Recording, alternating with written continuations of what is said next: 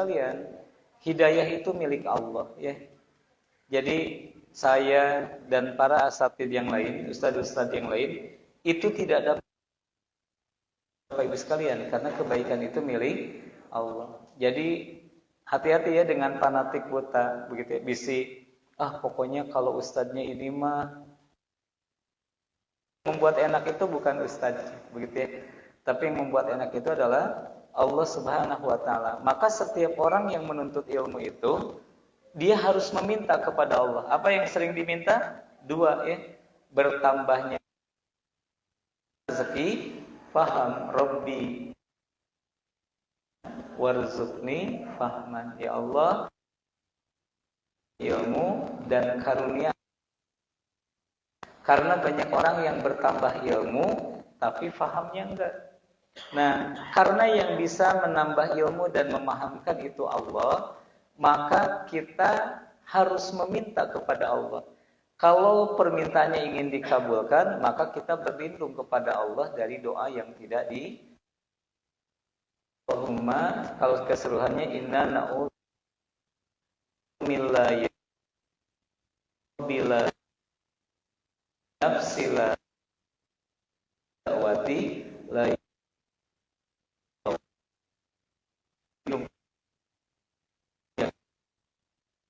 dari hati yang tidak khusyuk, dari nafsu yang tidak pernah puas, dan dari doa yang tidak diterima. Coba Bapak Ibu masing-masing meminta seperti itu kepada Allah. Masing-masing ya. Allahumma inna na'udzubika min ilmin la yanfa wa min qalbi la yakhsa wa min nafsi la tasba wa min da'wati la yustajabu. Alhamdulillah. Setelah kita berlindung kepada Allah dari berbagai keburukan yang bisa saja terjadi pada diri kita, mari kita masuk ke agenda kajian manajemen diri kita, yaitu bersegera dalam kebaikan.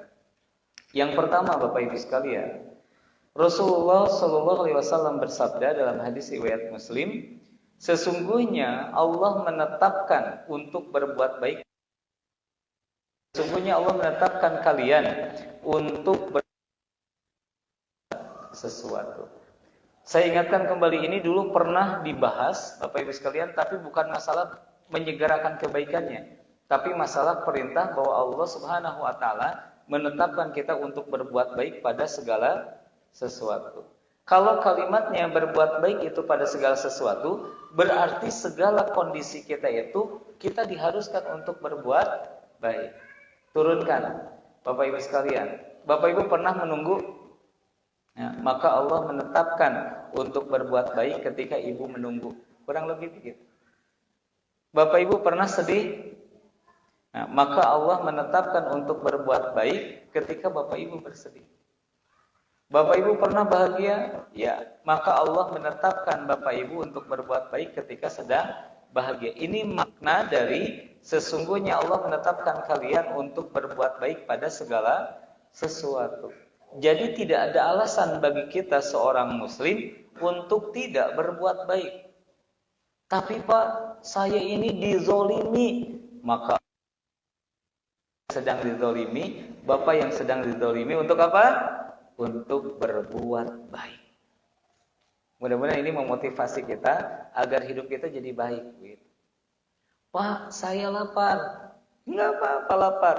Tapi dengarkan, kekasih kita mengatakan, sesungguhnya Allah menetapkan kepadamu yang sedang lapar untuk berbuat baik.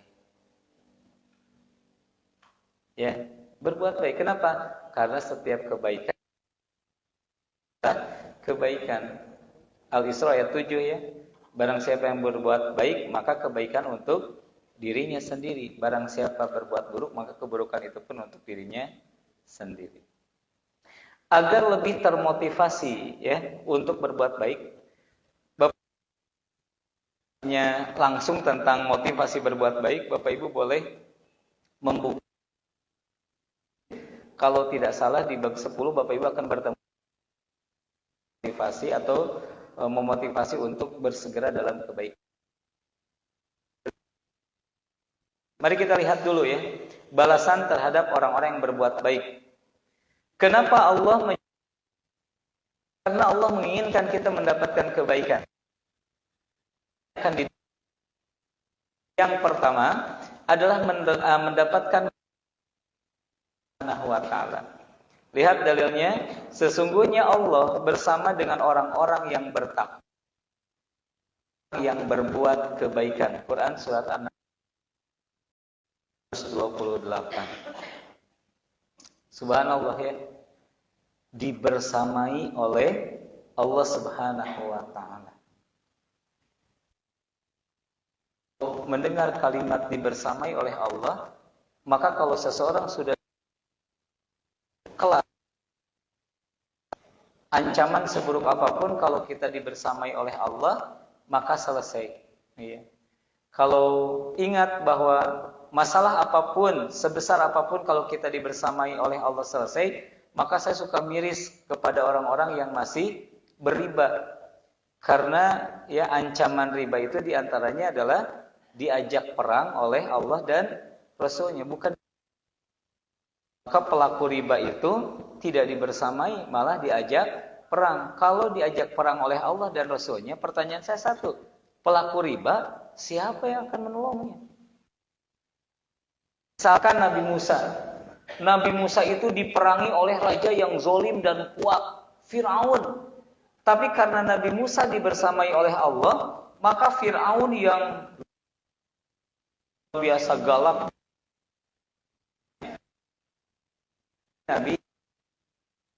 karena Nabi Musa Allah diperangi oleh Allah dan Rasulnya.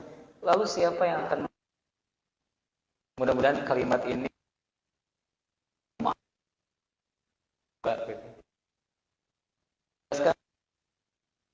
itu atuh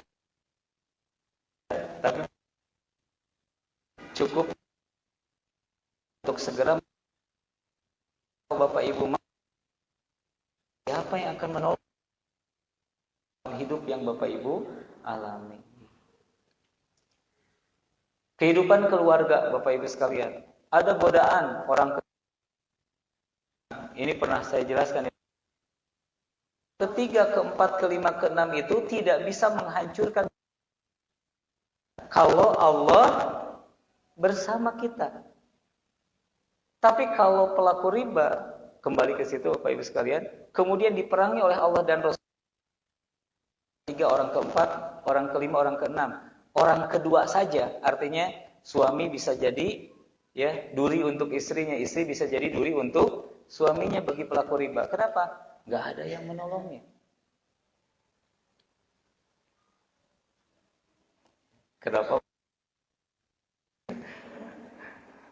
Saya masih ingat tentang riba di Banjar ini mah, di Islamic Center Banjar. Kan pakai kursi, ibu-ibu berdiri itu mah. Haram riba teh. Kedua si ibu, untung we eta mah itu Bu, ibu tuh jadi henteu nampi. Lah nyari sungkul pangmayarkeun cenah utangna. Biasa ngalahirkeun anak cenah ustaz nyandakna, ibu ge enak wae nu nambutna ibu nu mayarna abi.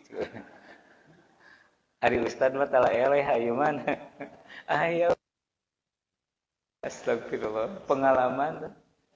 Ternyata banyak orang yang tidak senang untuk menerima kenyataan bahwa yang beriba itu ditantang perang oleh Allah dan Rasulnya. Sedangkan kalimatnya bukan hadis.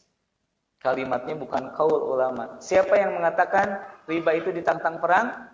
Allah sendiri yang mengatakan itu. Ngeri Bapak Ibu ya.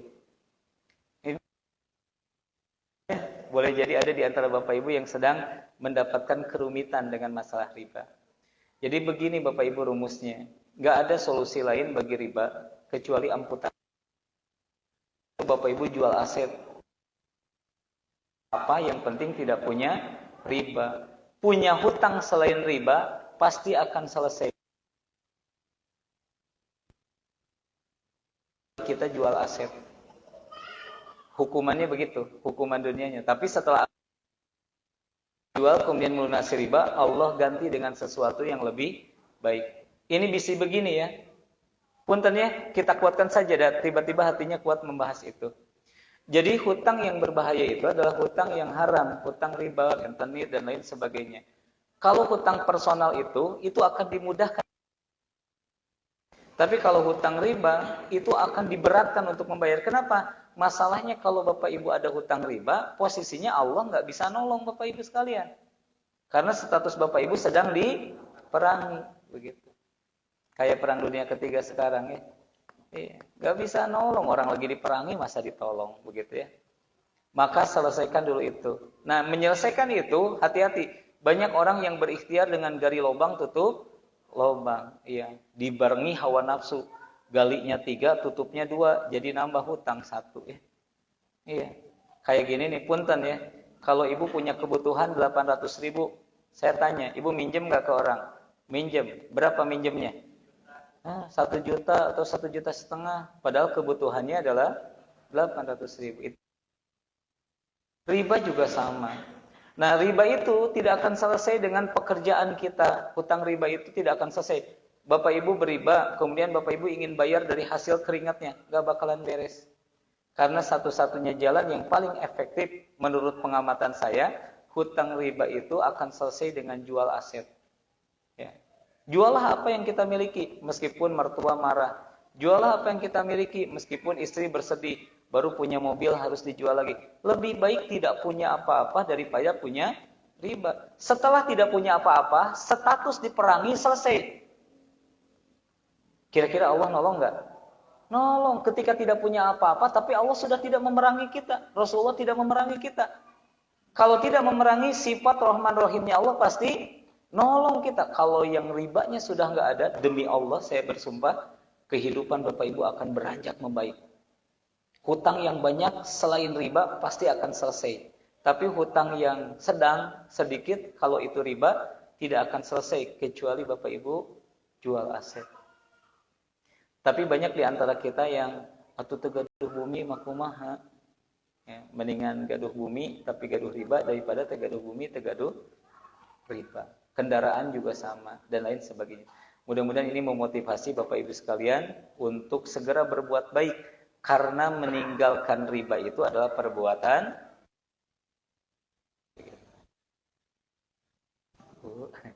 Assalamualaikum. Assalamualaikum.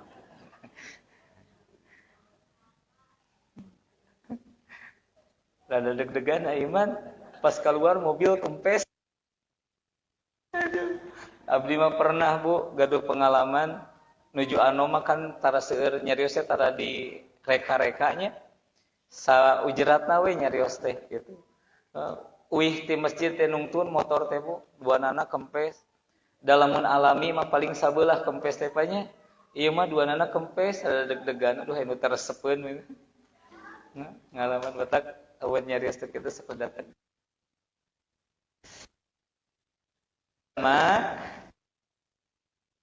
Balasan bagi orang-orang yang berbuat baik itu adalah mendapatkan kedekatan bersama Allah.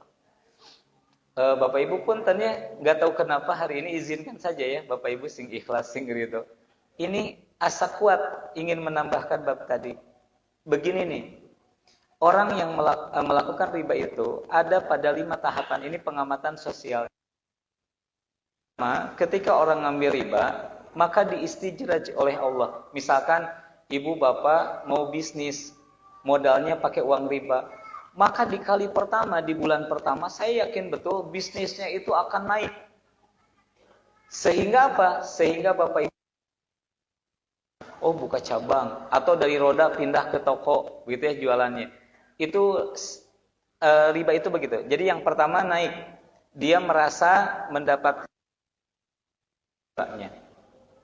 Terus angka ribanya naik, sampai dia mulai merasa berat dengan riba. Ini tahapan kedua. Rasa berhasil dengan ribanya. Tahapan kedua, dia mulai berat dengan ribanya. Tanda berat itu, Bapak Ibu bisnis ada keuntungan, tapi dipakai bayar ini, dipakai bayar itu. Itu tanda-tanda orang sudah naik ke level kedua. Nah di level kedua, mulai ada tagihan macet. Ya. Bapak Ibu, ada nggak yang merasa begini? Asa kamari bayar teh, tiba-tiba terselebet di jadwal bayar. Terus yang harus dibayar teh nggak gede, 610.000 cicilan teh. Tapi untuk itu mau sekali. Itu tahapan ketiga. Di tahapan ketiga, Bapak Ibu mulai konflik keluarga, mulai konflik pertemanan. Bapak Ibu mulai melebarkan sayapnya, pinjam ke teman buat nutup cicilan, pinjam ke mertua buat nutup cicilan, pinjam ke istri buat nutup cicilan. Tentu saja yang dipinjam itu tidak bisa dikembalikan segera, maka terjadilah konflik. Mertua mulai marah-marah ke menantu, istri ibunya karena suaminya nggak bayar hutang ke ibunya, mulai berantem. Itu tahapan ketiga. Tahapan keempat, Bapak Ibu tahu apa yang terjadi? Pengkhianatan yang muncul dari naluri alami. Nanti akan ada istri yang mengkhianati suaminya, akan ada suami yang mengkhianati istrinya.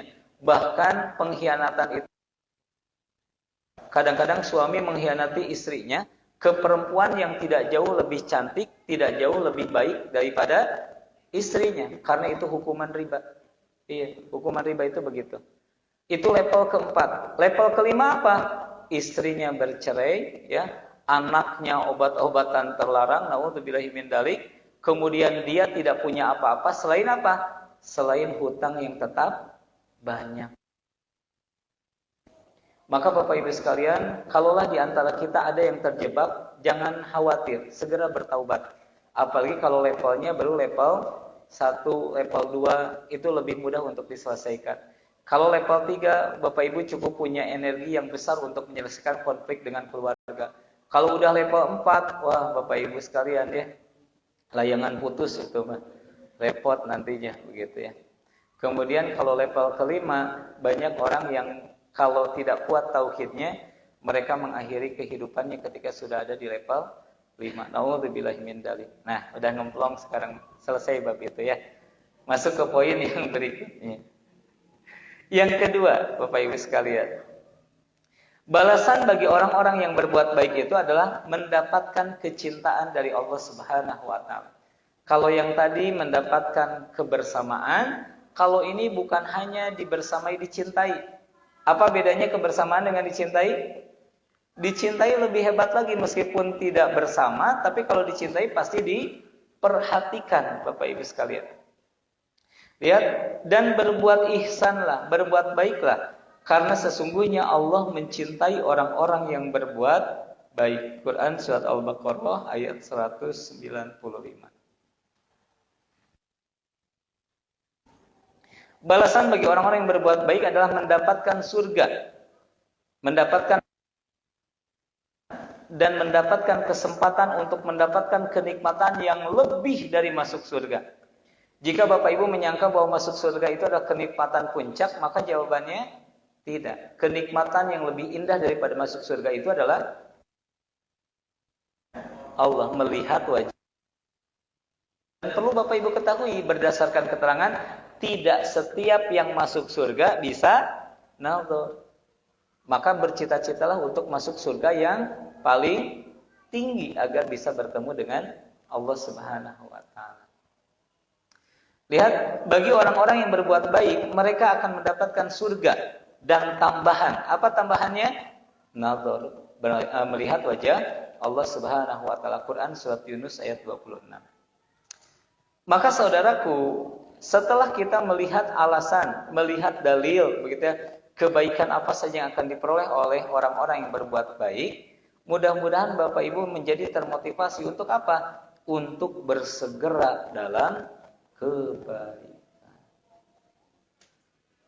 Pokoknya hidup kita itu untuk kebaikan. Kenapa? Karena Allah menetapkan kalian untuk berbuat baik dalam segala sesuatu. Mari kita lihat beberapa dalil yang menunjukkan keharusan kita bersegera dalam kebaikan. Yang pertama, hadis riwayat Muslim. Abu Hurairah radhiyallahu anhu sallallahu alaihi wasallam bersabda, bersegeralah kamu sekalian untuk melakukan amal-amal soleh, karena akan terjadi suatu bencana yang menyerupai malam yang gelap gulita. Sekali lagi, akan terjadi bencana yang menyerupai malam yang gelap gulita, di mana ada seseorang pada waktu pagi ia beriman, tapi di waktu sore ia kafir. Pada waktu sore ia beriman, tapi pada waktu pagi ia telah kafir. Dan ia rela menukar sedikit keuntungan dunia. Kehidupan sehari-hari begini nih Bapak Ibu sekalian. Kalau ada orang yang minta tolong ke kita, misalkan adik ibu minta tolong, nambutlah artos begitu ya. Kemudian sok ikhtiar heula we, ke lamun dina waktuna kurang nembe nyarios ka teteh. Kejadian itu menggambarkan ya, ada salah faham. Salah faham itu apa? Kadang-kadang kita menganggap yang butuh itu adalah adik kita yang meminta bantuan. Padahal sesungguhnya yang butuh itu apa? Siapa? Kan yang kita lakukan. Karena di riwayat Bukhari disebutkan, tidaklah Allah menolong kalian melainkan karena datangnya orang-orang lemah kepada kalian. Allah yang tahu bulan depan kita akan mendapatkan kesulitan, maka didatangkanlah adik kita agar kita bisa mendapatkan pertolongan Allah dengan kesulitan di sebulan ke depan. Ini penting. Jadi mulai hari ini Bapak Ibu belajar untuk bergembira. Lamun Bapak Ibu tiba anu nambut, kedah akan menolong saat kita sedang tidak punya uang. Belenge seuring. Ieu mah pajenggut-jenggut sareng anu botak. Jangan keluhan yang keluar. Sanes ngalelewe, Dek, teteh keur teu gaduh ajis ulah. Langsung doakan kebaikan. Teh, adi teh nuju aya kaplegian tiasa nambut, geulis sing digampilkeun. Mudah-mudahan hidup sareng teteh digampilkeun. Kitu ge ngartos. Oh teteh ge sami nuju teu gaduh, mohon orang sami-sami ngadoa we sing digampil. Minimal bisa mendoakan orang yang sedang dalam kesulitan. Dalilnya mana? Ketika seseorang mendoakan orang lain, maka malaikat akan berkata, "De, sing geura teh untukmu juga." Bagusan mana doa sendiri sama didoakan malaikat? Iya. Maka Bapak Ibu sekalian, kita harus peka terhadap kebaikan. Jadi sekali lagi yang butuh berbuat baik itu kita. Untuk apa? Untuk mendapatkan kebaikan yang dijanjikan tadi. Untuk dibersamai, untuk dicintai, untuk ditolong Allah, maka kita butuh berbuat baik. Maka kalau ada kesempatan berbuat baik itu kesempatan yang mahal. Maka bersegeralah. Bersegeralah. Ada satu kejadian, Bapak Ibu pernah nggak mengalami kejadian yang sama? Kita datang ke sebuah toko. Belum datang. Datang pelayannya, ngobrol sama pelayannya. Bosnya udah kesini belum? Belum. Mau apa? Ini mau nanya harga? Ke saya aja Pak. Nanti ke bosnya. Emang ini berapa? Ini 200.000 Pak. Oh iya. Bisa kurang Pak? Berapa? 160. Oh iya. Kemudian kita bergumam. 160. Ini pelayan. Pasti pelayan ngambil keuntungan lebih. Kalau ke bosnya pasti kurang. Datang bosnya, berapa? Ini 220, paling kurang 210, Pak. Cek pelayan teh. Coba kami tadi. Mudah-mudahan ini menjadi pelajaran bagi saya pikir Ibu bakal pernah deh ngalamin kayak gitu ya. Iya, jadi pengen lebih murah, ternyata pas datang yang punya jadi lebih mahal, atau pas datang yang punya yang tadi salah harga. Iya. Jadi lebih mahal. Nah, kadang-kadang orang menyimpan kebaikan. Ada kesempatan berbuat baik nanti. Tidak, Bu. Bersegeralah dan berbuat baik. Kenapa? Khawatir ya, datang sebuah fitnah di mana hari ini kita berniat baik, esok hari tidak. Begitu. Segera. Pokoknya ada kesempatan berbuat baik, segera. Ingat, bukan jumlah yang Allah lihat, tapi yang Allah lihat adalah kesungguhan hati untuk berbuat baik. Ya, saya ingatkan, ada ajakan untuk infak. Ibu infakkan 2.000. Kan cuma 2.000, tapi saat itu ibu infak dengan seluruh hartanya. Pahalanya boleh jadi mengalahkan orang yang infak 50.000. Ibu infak 50.000, tapi di dompetnya ada 1 juta. Sedangkan ibu infak 2.000, di dompetnya boleh jadi di sisi Allah dari yang 50.000. Kadang ke ibu jadi niat, engke mah nyandak teh 2.000. Meh infak dengan seluruh hartanya. Da ibu-ibu mah sok kreatif ya. Siga kreatifna anu kagoda ku nyicil.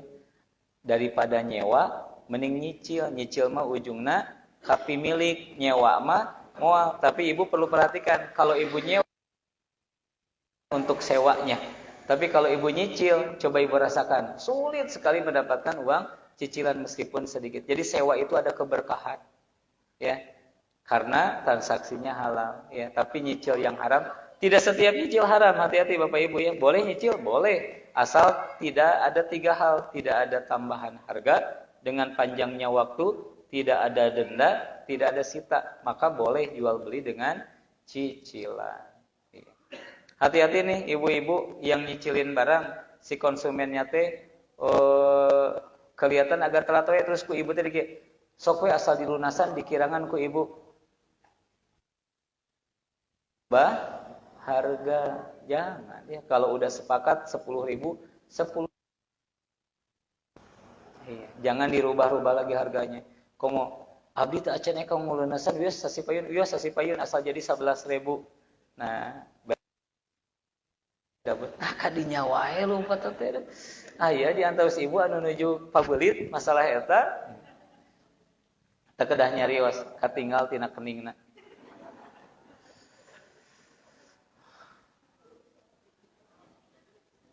Ibu baca Quran surat Al-Baqarah, karena salah satu tanda orang yang terjerat riba itu begitu. Wajahnya teh semrawut, kumahanya wajahnya semrawut, halis ka dieu sabelah gitu. Nuju majangar pugu ibu bapak teh ka dieu teh hoyong ngemplong. Ka dieu malah eta teh obatna bapak ibu, di mana-mana obat mah pahit. Kecuali madu. Lanjut bapak ibu sekalian. Fitnah yang dimaksud, kenapa kita harus bersegera berbuat baik? Boleh jadi disebabkan karena subhat. Subhat itu racun pemikiran. Ibu yang tadinya mau infak 1 juta, kemudian dinanti-nantikan. Tiba-tiba pesaing ibu infak 1 juta. Cik ibu teh, baiklah dapat 20.000 we. Hati-hati, pernah gitu enggak? Iya. Hati-hati. Ada juga yang infak ningali heula tulisan, batur sabaraha. Jangan Bapak Ibu, itu racun pemikiran kau.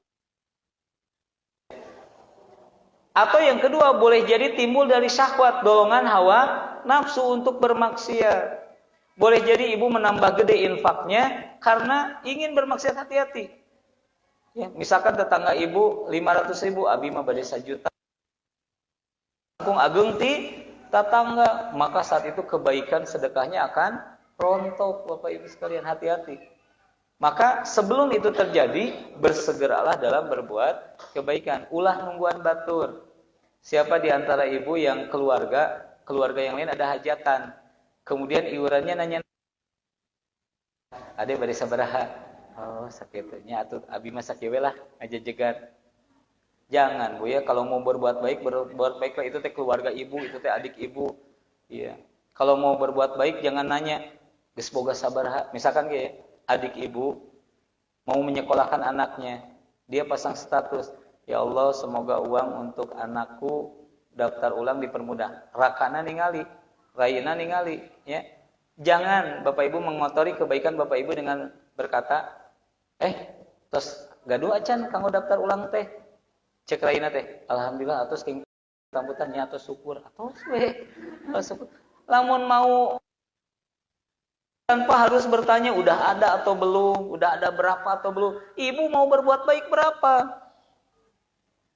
Ya, puntennya abdi mah ada bungsu. Di nabet kedah seueur pertarosan bade berbuat baik mah berbuat baik we. Maka abdi mah kadang-kadang berusaha untuk tidak mengajak kebaikan, begitu. Yang mengajak kebaikan untuk minta, untuk pamit tidak terdesak, tidak jadi kebiasaan. Kenapa? Karena pasti ujungnya nanti berharap ke makhluk mah kecewa, begitu. Jangan. Kalau ibu mau berbuat baik. Atuh datos Satunya kan kebutuhan bukan hanya buat ke sekolah. Maka tolong Bu ya jamaah, udah mas segera kemudian menyempurnakan kebaikannya tanpa menyakiti orang yang kita perbuat baiki. Yang kedua, kenapa kita harus bersegera? Lihat ya, saya sholat asar di belakang Nabi di Madinah. Setelah salam, beliau terus cepat-cepat bangkit melangkahi leher barisan. Di sebagian disebutkan melangkahi pundak, begitu ya. Para sahabat menuju salah satu kamar istrinya. Para sahabat terkejut atas, kemudian beliau keluar dan melihat para sahabat terkejut atas ketergesa-gesaannya, dan beliau berkata, Rasul berkata, aku ingat sepotong emas dan aku tidak ingin, maka aku menyuruh istrinya untuk apa? Jadi pas beres salam, Rasulullah ingat disedekahkan, belum disampaikan. Maka saking kebaikan, dia tidak menunggu zikir dulu, begitu. Dia segera melangkah kemudian menyuruh istrinya menyedekahkan itu, kemudian balik lagi untuk berzikir. Padahal zikir ba'da sholat itu sesuatu yang sangat penting, tapi bersegera dalam kebaikan penting. Ini alasan yang kedua, kenapa harus bersegera dalam berbuat baik. Yang ketiga, Bapak Ibu tarik nafas dulu dalam-dalam, hembuskan perlahan, lepaskan dulu masa ribanya ya. Ya sabar erat gitu Bapak Ibu. Kembali ke jalan yang lurus. Yang ketiga, dari Jabir radhiyallahu an mengatakan bahwa pada perang Uhud ada seseorang yang bertanya kepada Nabi, apakah Tuhan tahu seandainya saya terbunuh, maka di manakah tempat saya? Kemudian Rasulullah menjawab, di dalam surga. Maka tahukah Bapak Ibu sekalian, kemudian orang itu melemparkan biji korma yang ada di tangannya, lantas maju perang sehingga mati terbunuh. Di sebagian keterangan lain ada orang yang sedang memakan kurma, baru segigit, baru setengah kurma, tiba-tiba genderang perang ia dengar. Kemudian dia menyimpan setengah kurmanya, kemudian ia segera berlari untuk siap berperang. Begitu. Jangan perang deh, kita mah bagaimana sikap kita terhadap kumandang azan, begitu ya. Namun Bapak Ibu sekalian lagi ngobrol, tiba-tiba terdengar azan. Nah, mari kita lihat sikap kita. Apakah kita bersegera dengan panggilan Allah atau kagok atau ada yang menyesal? Geus adzan deui gitu ya. Hati-hati ya. Alasan yang keempat, kenapa kita harus bersegera dalam berbuat baik? Dari Abu Hurairah radhiyallahu an mengatakan bahwa ada seseorang yang datang kepada Nabi dan bertanya, wahai Rasulullah, sedekah apakah yang paling besar pahalanya? Kemudian beliau menjawab, yaitu kamu sedekah sedangkan kamu masih sehat, kamu masih suka harta, kamu masih takut miskin dan masih ingin kaya. Artinya kita bersedekah dalam keadaan kita pun menginginkan apa yang kita sedekahkan. Itu adalah sedekah yang paling besar pahalanya. Iya. Kemudian Rasulullah melanjutkan, dan janganlah kamu menunda-nunda sehingga bila nyawa sudah sampai di tenggorokan, maka kamu baru berkata untuk sebulan sekian, untuk sebulan sekian gitu. Hati-hati ya Bapak Ibu sekalian, jangan nunggu waktu sampai nyawa ada di tenggorokan kemudian kita berniat, saya akan menginfakkan ini untuk dia, saya akan menginfakkan ini untuk ini dan itu. Jangan menunda-nunda kebaikan. Dan ini kembali menjadi dalil betapa pentingnya kita bersegera. Cukup ya, 4 Bapak Ibu sekalian, bersegera dalam kebaikan. Baik, benarkan posisi duduknya, tarik nafas dalam-dalam. Hembuskan perlahan dengan hadis kepada kita. Sabda, manfaatkanlah 5 perkara sebelum 5 perkara. Belum datang waktu tuamu, waktu sakitmu. Mari kita kenang.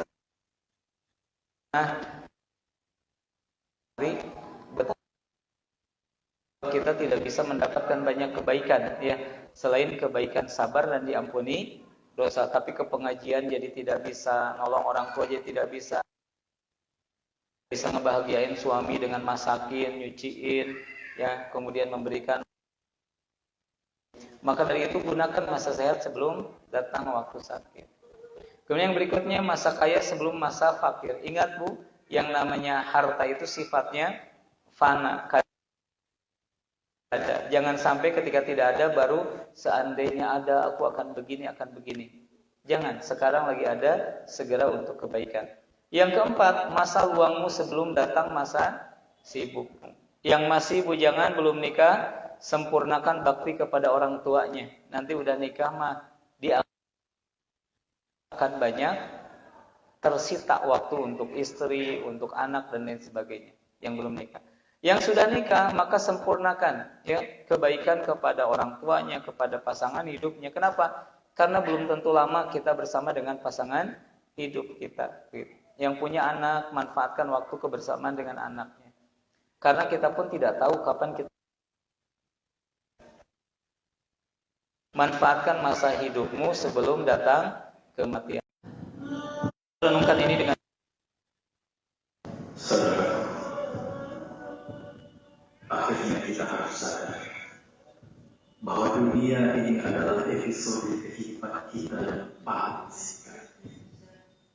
Setelah episode dunia kita usai, kita akan berada ke sebuah kehidupan baru bernama alam kubur.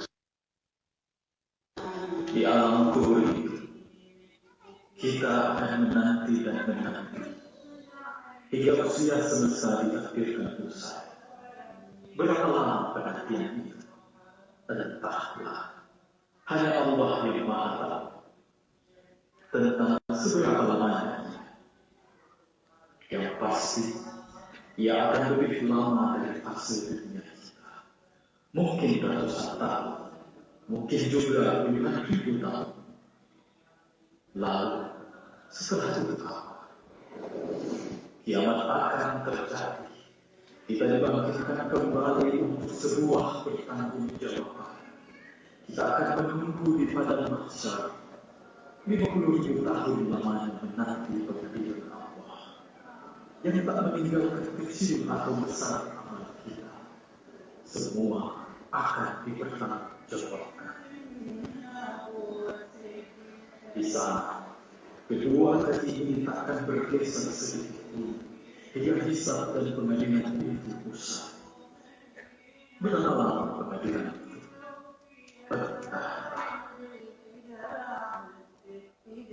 Saudara, akhirnya kita harus sadar. Dunia inilah fase yang tersingkat kehidupan kita. Tapi dia fase bahagia tidak mau di episode berikutnya. Karena engkau melewati hari-hari dunia, apa yang engkau telah siapkan untuk itu? Jika gelap kubur memeluk jasad, jika malaikat mencecarmu dengan tanya, jika engkau sendiri di kelam basah tanpa siapa, apa yang akan taubat tak lagi berguna, sujud tak lagi berdaya, istighfar tak lagi bisa berlaku. Bergegaslah bersimpuh perbuatan, karena tidak lagi ada waktu yang cukup. Mungkin esok perjalanan berakhir di sini, di dunia yang rapuh ini. subhanallah. Sekali lagi ulang dalam hati dan jiwa Bapak Ibu sekalian, mungkin esok perjalanan kita berakhir di sini. Maka Bapak Ibu sekalian, berlomba-lombalah dalam mengerjakan berbagai kebaikan. Ketika kesempatan berbuat baik Allah bukakan, maka berbuat baiklah semampu kita, karena kita tidak pernah tahu kapan kesempatan itu akan tertutup untuk kita. Tidak sedikit seorang anak yang menjerit kepada Allah, walidain sudah benar-benar berakhir. Dia hanya bisa teriak, mama apa, tapi mama dan apanya sudah nggak. Allah ingatkan di Ramadan, Bapak Ibu, hati saya itu selalu bergetar gitu ya. Karena saya kehilangan ibu yang saya cintai itu di tanggal 21 Ramadan ketika sedang kenceng-kencengnya lomba tilawah sama mama begitu ya. Gak nyangka sama sekali bahwa itu adalah perlombaan terakhir. Sekali lagi, bersegeralah engkau dalam berbuat baik. Karena kita tidak pernah tahu kapan pintu kebaikan itu akan tertutup untuk kita. Bersegeralah, bersegeralah. Baik Bapak Ibu sekalian, kita beristighfar kepada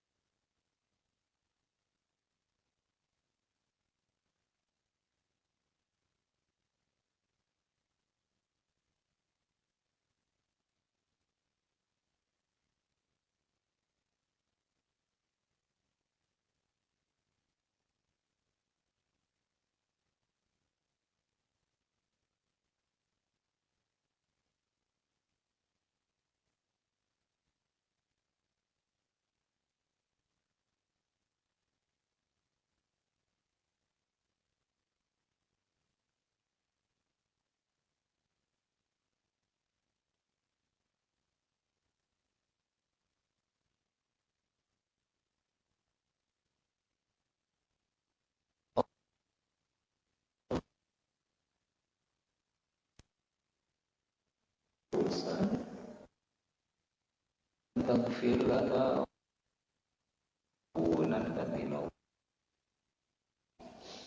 la ilaha subhanaka inni kuntu minadh dhalimin. Allahumma rabbana la lana wa hab lana min